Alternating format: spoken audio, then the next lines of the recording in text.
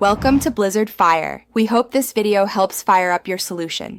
You start by assessing the chip, how deep it is, whether rust exists, and the exact OEM paint code. Once you know that, clean the edge with automotive soap, then a degreaser, dry it completely. Next, mask the door edge with 1/2 automotive tape so only the exposed chip is accessible. This prevents overspray and keeps lines crisp. Now take a 400 grit sandpaper and lightly abrade the bare metal or surrounding clear coat to promote adhesion. Once the surface is keyed, treat any rust with a converter and let it cure. Then apply a thin layer of epoxy primer or filler to level the chip. Once tack-free, add a second thin layer. Avoid thick blobs. After primer cures, carefully apply OEM touch-up paint in small, thin coats. You want opacity without ridge buildup.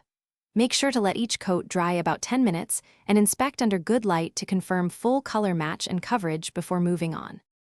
You finish by wet sanding the repaired spot with 1,500 to 2,000 grit to smooth transitions, then polish with a rubbing compound to restore gloss. Next, spray or brush 2 to 3 thin clear coats, allowing curing between coats, and remove masking tape after the first tack-free set to avoid edge pull. If you notice an orange peel texture or color mismatch, re-wet sand lightly and repeat the clear coat and polish sequence.